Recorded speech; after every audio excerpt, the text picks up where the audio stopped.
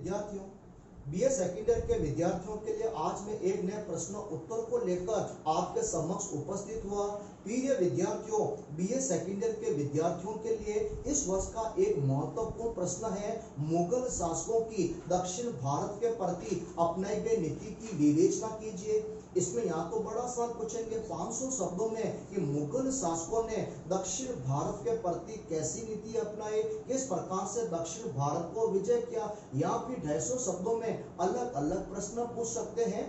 तो दक्षिण भारत के प्रति मुगल शासकों की नीति को हम निम्नलिखित भागों में बांट सकते हैं। सबसे पहला ले लो, अकबर की दक्षिण भारत के प्रति अपनाई गई नीति।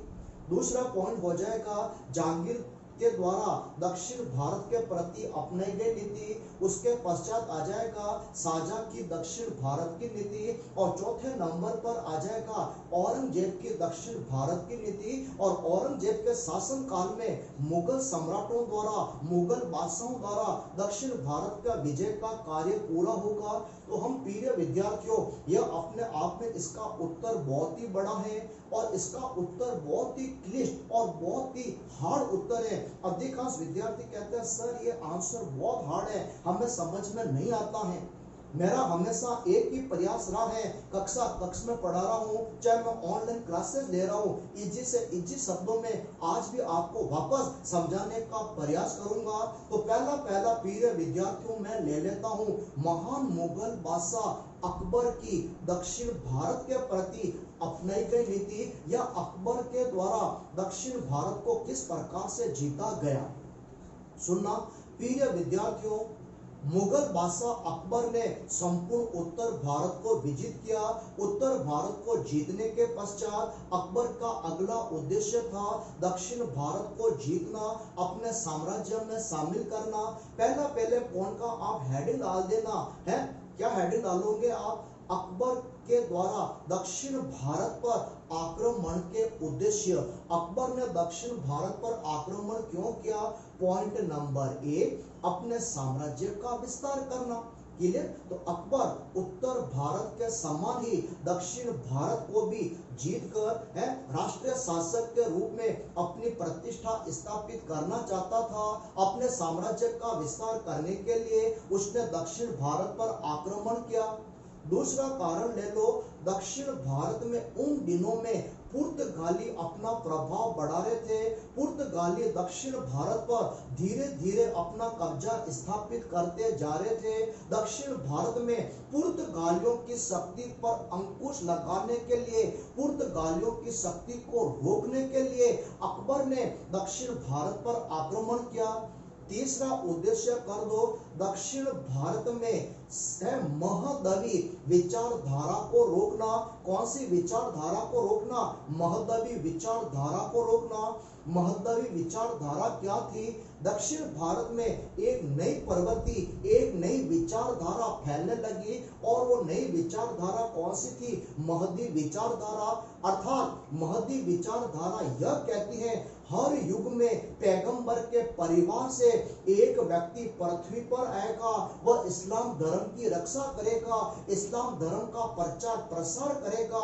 और इस प्रकार की विचारधारा से दक्षिण भारत में शिया और सुन्नियों में परस्पर मतभेद बढ़ता जा रहा था। शिया और सुन्नियों में फूट बढ़ती जा रही थी, उनमें सांप्रदायिक एकता खत्म हो रही थी। अतः अकबर दक्षिण भारत में महदवी विचारधारा पर अंकुश लगाने के लिए, सांप्रदायिक एकता स्थापित करने के लिए दक्षिण भारत पर आक्रमण किए। वापस बोल रहा हूं, ध्यान से सुनना। अकबर के दक्षिण भारत पर आक्रमण के उद्देश्य, पहला उद्देश्य अपने साम्राज्य का दक्षिण भारत में विस्तार करना।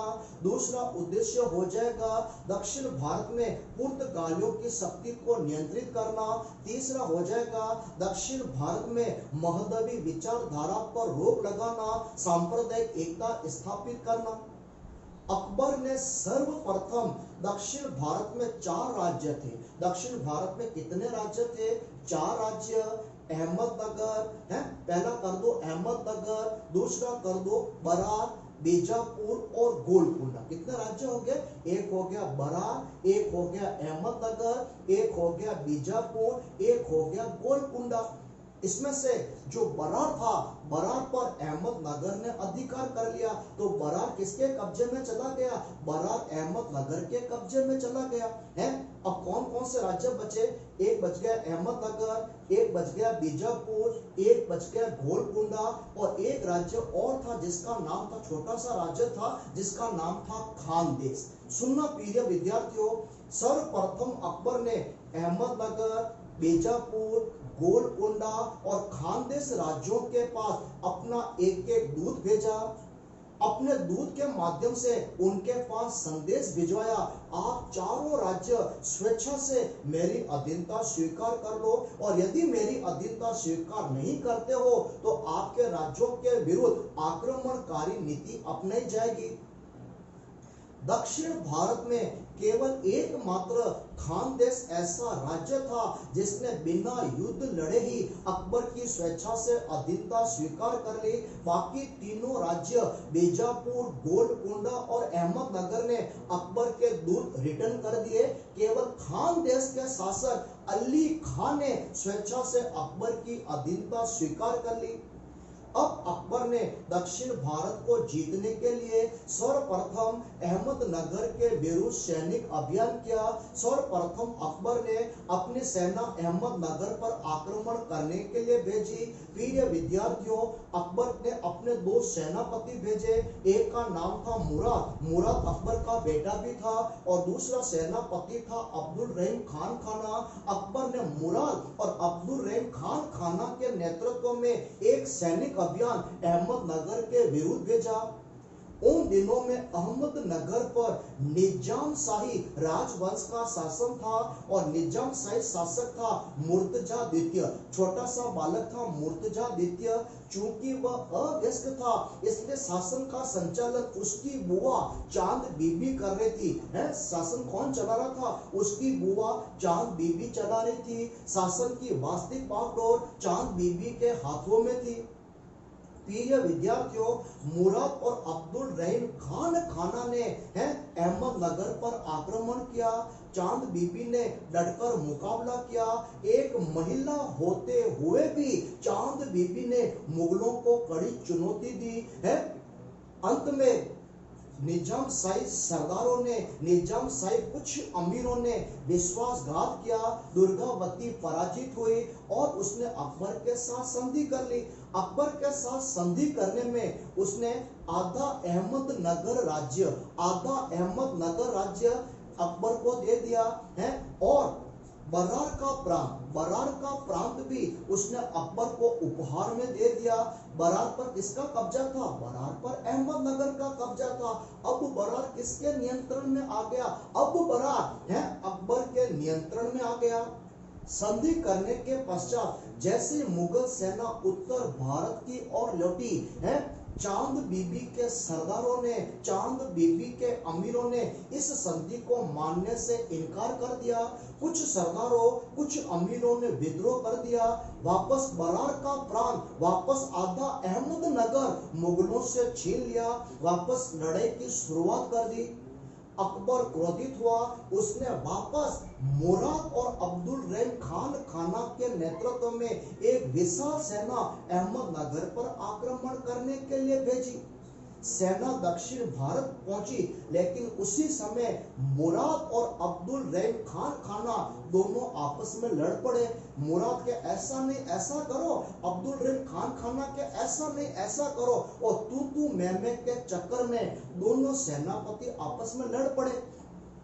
दोनों सेनापति लड़ पड़े। अब मुराद तो अकबर का बेटा ठहरा, तो अकबर ने अपने बेटे मुराद का पक्ष लिया। अब्दुल रहीम खान खाना को वापस आगरा बुला लिया।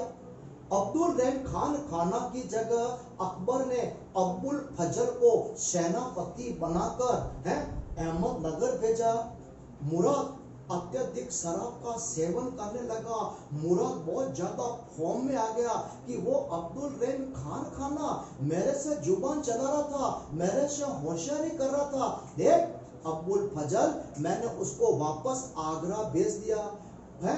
मुराद इतना फॉर्म में आ गया, इतना फॉर्म में आ गया, और देह मार बैठे बैठे शराब पीने लगा। देह मार बैठे बैठे इतनी शराब पी कि शराब के अत्यधिक सेवन से मुराद की मृत्यु हो गई है। अब पीछे बचा अबुल फजल, और अंत में अकबर ने अपने दूसरे बेटे दानिया को, क्या नाम था, दानिया को सेनापति बनाकर से दक्षिण भारत के अहमदनगर पर आक्रमण करने के लिए भेजा। अब अहमदनगर में कौन होंगे, दो सेनापति, अकबर का बेटा दानियाल और दूसरा कौन बचा, अबुल फजल। वापस निजाम शाही राजवंश से संघर्ष की शुरुआत हुई, दोनों पक्षों में भयंकर युद्ध हुआ है। वापस चांद बीबी ने मुगलों से डटकर मुकाबला किया। चांद बीबी मुगलों से समझौता करने की सोच रही थी। उसी समय एक हिजड़े ने चांद बीबी की हत्या कर दी। चांद बीबी की हत्या करने के पश्चात अहमदनगर वापस हार गया, और अकबर ने अहमदनगर से संधि कर ली, और संधि के तहत आधा अहमदनगर राज्य अकबर को प्राप्त हुआ। अहमदनगर का किला अकबर को प्राप्त हुआ है। इस प्रकार, और बरार का प्रांत भी अकबर को प्राप्त हो गया। इस प्रकार अकबर ने अहमदनगर राज्य को जीता, लेकिन आधा अहमदनगर राज्य जीता, अहमदनगर का किला जीता, और बरार का प्रांत अकबर को मिला। इस प्रकार अकबर की दक्षिण भारत की नीति सफल रही। इसी समय खानदेश है, मैंने बताया था खानदेश एकमात्र दक्षिण भारत का शासक था है जिसने स्वेच्छा से अकबर की अधीनता स्वीकार की। स्वीकार करने वाला खानदेश का शासक कौन था, मैंने नाम बताया, अली खां। यही अली खां है अकबर की ओर से लड़ता हुआ अहमदनगर के युद्ध में मारा गया है। खानदेश का राजा अहमदनगर के युद्ध में मारा गया है। उसकी मृत्यु के पश्चात अब खानदेश का शासक बना उसका बेटा मीरन बहादुर। अब मीरन बहादुर ने अकबर की अधीनता स्वीकार करने से इनकार कर दिया। खानदेश को वापस मुगलों से स्वतंत्र घोषित कर लिया। अकबर ने कहा, ए मीरन बहादुर, ये क्या करो, तुम्हारे जो पिताजी थे वो मेरे प्रति वफादार थे, और तुम्हारे पिताजी हैं खानदेश का शासक मेरी ओर से अहमदनगर के युद्ध में वीरता पूर्वक लड़ते हुए वीर गति को प्राप्त हुआ। तो मीरन बहादुर ने कहा, वो मेरे पिताजी थे, वो गए तो गए, लेकिन मैं आपकी अधीनता स्वीकार नहीं करूंगा। मीरन बहादुर ने वापस खानदेश को स्वतंत्र घोषित करवा दिया। अकबर की सेना ने खानदेश पर आक्रमण किया, और उन दिनों में खानदेश की राजधानी थी बुरहानपुर। खानदेश की राजधानी कौन सी थी, बुरहानपुर खानदेश की राजधानी थी। प्रिय विद्यार्थियों, अकबर ने राजधानी बुरहानपुर पर अधिकार कर लिया है, और मीरन बहादुर है बुरहानपुर में एक किला बना हुआ था, असीरगढ़ का किला, और मीरन बहादुर ने खुद को असीरगढ़ के किले में बंद कर दिया। और असीरगढ़ का दुर्ग बहुत ही शक्तिशाली दुर्ग था, बहुत ही मजबूत दुर्ग था। उसको जीतना मामूली कार्य नहीं था, बड़ा ही अभेद दुर्ग था। अकबर की सेना ने असीरगढ़ दुर्ग के चारों ओर घेरेबंदी की। दोनों पक्षों में युद्ध हुआ। लाख प्रयासों के बावजूद भी अकबर असीरगढ़ दुर्ग को जीत नहीं पाया। ऐसा कहा जाता है अकबर ने असीरगढ़ का दुर्ग सोने की चाबी से खोला, अर्थात वहां के किलेदार को रिश्वत देकर, सोना चांदी देकर असीरगढ़ दुर्ग के फाटक खुलवा दिए। मुस्लिम सेना दुर्ग में प्रवेश कर गई। मीरन बहादुर ने आत्मसमर्पण कर दिया। 1601 में, सन याद रखना, 1601 में अकबर ने असीरगढ़ को जीत लिया। असीरगढ़ को जीतने के पश्चात अकबर ने असीरगढ़ का नाम अपने पुत्र दानियाल के नाम पर दानदेश रखा। अकबर ने असीरगढ़ का नाम चेंज करके क्या रखा, दानदेश रखा। इसी विजय के उपलक्ष्य में अकबर ने 1573 में मैंने बताया था आपको, दक्षिण भारत में पहले आक्रमण किया था अहमदनगर वगैरह पर। चलो है। और इसी विजय के उपलक्ष्य में अकबर ने है दक्षिण के बादशाह की उपाधि धारण की। एक तो उसने असीरगढ़ का नाम क्या रखा, एक तो उसने असीरगढ़ का नाम चेंज करके क्या रखा, दानदेश। दूसरा क्या किया, अपनी उपाधि है दक्षिण के बादशाह के नाम से धारण की। और इसी विजय की उपलक्ष्य में अकबर ने है फतेहपुर सीकरी में बुलंद दरवाजे का निर्माण कराया। अब आप सोच रहे होंगे कि मुकेश जी ने हमें पहले बताया था अकबर ने 1573 में अपने गुजरात विजय के उपलक्ष्य में बुलंद दरवाजे का निर्माण कराया। और अब आप बता रहे हो कि दक्षिण भारत की विजय के उपलक्ष्य में है बुलंद दरवाजे का निर्माण कराया। ये दो परस्पर विरोधाभास बातें कैसे हैं, सुनना प्रिय विद्यार्थियों। कुछ इतिहासकार लिखते हैं अकबर ने 1573 में गुजरात को जीता और इस खुशी में, इस विजय के उपलक्ष्य में 1573 में फतेहपुर सीकरी में बुलंद दरवाजे का निर्माण कराया, जो आज भी विश्व का सबसे ऊंचा दरवाजा माना जाता है।